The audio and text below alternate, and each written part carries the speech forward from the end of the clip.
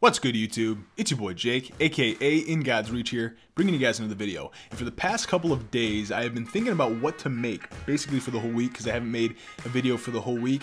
I've been thinking about a video to make, and basically a video to produce, you know, because I have this flawless gameplay of Countess here, and I'm like, yo, what can I make? You know, what kind of topic can I actually talk about? And as you guys can see by the title, the topic today is going to be to play one character or to play all characters. Now, I do hope you enjoy the video. If you do, as always, please be sure to leave a like, comment, and of course, smash that subscribe button for more future Paragon videos, along with everything else your boy Jakey D produces for you. So, without further ado, guys, let's get into the topic of the video. So, topic of the video, like I said, and it's in the title, should you play one character and master the shit out of them, or should you play them all? And honestly, guys, you need to learn how to play all characters. It's pretty simplistic and it's pretty to the point nowadays, but I thought it was going to be a good thing to go over since I didn't have any other topics to go over today. So, as you guys can see, I have a Countess gameplay. I do go flawless, 9-0 with 1 assist as well. We end up getting the job done. The team that I was playing was kind of shitty, but our teammates were really good, and, you know, Countess destroys if you have a good deck, and you're pretty solid with her as a mid laner. But into the topic, you guys haven't seen me play as Countess, you know, and I try to even up the odds and play with different people every match. And I do that basically to show you guys that there has to be variety within the game of Paragon, or even Smite and League of Legends in that matter, or Dota 2 if you're a Dota player. But within every MOBA, guys, I think it's very important that you need to learn how to play every role. You know, because you can't go into a game expecting to play Chimera and then be the last guy in the draft pick and have the first guy pick Chimera. Because what are you going to do? Right? You don't know any of the roles. And it's not like you can just dodge 24/7 because you're going to end up getting suspended, you're going to end up getting banned, and you're not going to get liked by other players. So, how do you learn all the roles? Very, very simple. You don't need bot games, guys. You really don't. Now, of course, bot games would be solid so that you could learn the characters and maybe test out your decks, but I think it's essential to find one character per category, right? Per hero, I guess I'd say, per ADC, per support, per mid laner, per off laner, right? Per jungler that you're really, really solid with. And I would say in the beginning of time, practice with that character. So if you like Muriel as your support, practice the shit out of Muriel, find what deck works best for you, you know, so on and so forth, and get really solid with Muriel. You know, learn how to use her combos and learn how to use all the abilities so that you can kind of master Muriel as a support, just in case your team needs a support at the end of the day. And I say the same thing for any role. You know, if you love Murdoch as your ADC, you know, have a great build for Murdoch. There's all kinds of builds out there. Burdick has builds. RGS Ace has builds. There's all kinds of epic crit chance and crit damage builds that are just, you know, an abomination to Murdoch because he's such a powerful ADC. So if you like him, put all your time and focus on him for that category. If you like Chimera in the jungle, focus all your time on Chimera in the jungle or Grux in the jungle. But the biggest thing, guys, that I see people focus on, they get overwhelmed by the fact of how many characters there actually are, you know, or there actually is. They really do. They get overwhelmed by the fact that there's so many characters and that there's so many people to choose from. But in reality, guys, all you need to do is choose from a couple.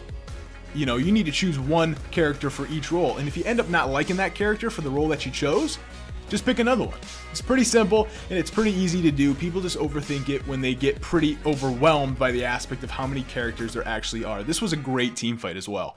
As you guys can see here, I wait for this chick and just rip, bro. Rip them up. This is where Ash of the Witch really comes in handy because I slow down all these enemies with my abilities. But back to the actual topic of the video, you need to, you know, basically just proportion yourself and find yourself a character that you're really comfortable with, you know, and then sooner or later down the line, you're going to end up playing the game a lot more, you're going to end up doing a lot better, and then you're going to end up having an abundance of characters that you can play with per role, and that's when you become an elite, platinum, or diamond, or master god at the game of Paragon, or Smite, or Dota 2, or League of Legends, like I have said. You know, it kind of goes for any MOBA game, but for this video in particular, I am doing it for Paragon because that's basically the only MOBA that I really put my time towards. So, with that being said, guys, You know, that's kind of the whole topic of the video. That's kind of the whole means and what I've wanted to come to in the video. It's also really nice to be able to pick different characters because it evens out the team. And if you know different characters and you're better and you're solid with other characters, it helps your team, guys. It really does, man. You can't, you know, I've seen people play Rampage as a support and we've won, but I've also seen people play Rampage as a support when the opposite team has a Decker and we just get screwed, man. Because Decker is the surreal support at the moment, or Muriel even, I guess I would say. Because I like Decker and Muriel. I do a really good job with both of them, and maybe, just maybe, I may post a video of me being one of those characters as a support player. So maybe, I don't know. I don't play support often, but I am pretty good with those two. But it also helps the team, you know, make different decisions when you're in game, and it makes the team enjoy you.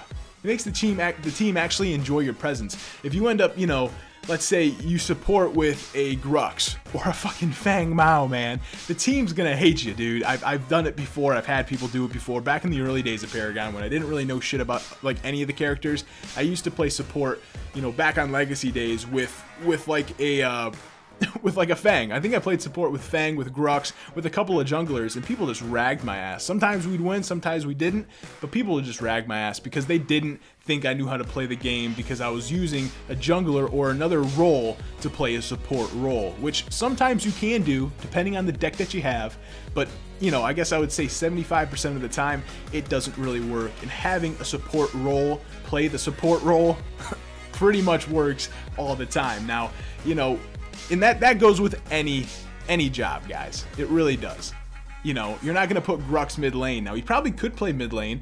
You know, honestly, you could probably play him mid lane, but it's not designated. You know, a lot of people like the casters. They like Lieutenant Bellica. They like Gideon. You know, and it's really different if you do something different, like with Grux, where you end up picking somebody with mid lane that isn't, you know, like a caster or somebody like that. You know, or like a lane clear. You know, you can't. You know, you can't play, I guess I would say, Muriel. You can't play support mid lane or off lane. You know, you can't play Greystone mid lane, even though I've seen it done before. I've seen basically everything been done before. I've experienced it, but the odds are, guys, when the meta ends up working out and you have enough people playing the designated roles that fit the meta within the game, you're gonna end up playing a lot better as a team. The team's gonna respect you, and I think it's gonna lead to more wins. I really do. So that's basically going to wrap up the video, guys. I would say learn to play all the characters, slowly but surely. You know, this game's not a rush. Everybody thinks this game is a rush. If you're having a fun time playing the game right now, like how I am myself, don't rush it. Don't rush yourself. Like I said before in my Fed Up with Paragon video, this game doesn't even have a ranked mode yet, guys. It really doesn't. It doesn't even have a ranked mode. So don't overwhelm yourself with all these characters, because every 3 weeks, man, they're popping out new characters. So learn the characters, guys, have a fun time with the game, and just enjoy the presence of Paragon, and enjoy it as it is, because like I said, it's no rush, guys. Have fun, have a good time, get some wins, and overall, enjoy the game. So, as I always leave the outro, guys, if you guys did enjoy, please be sure to leave a like, comment, and of course smash that subscribe button for future Paragon videos, and everything else that your boy Jakey D is going to produce for you. As always, take care, and peace out. Thanks.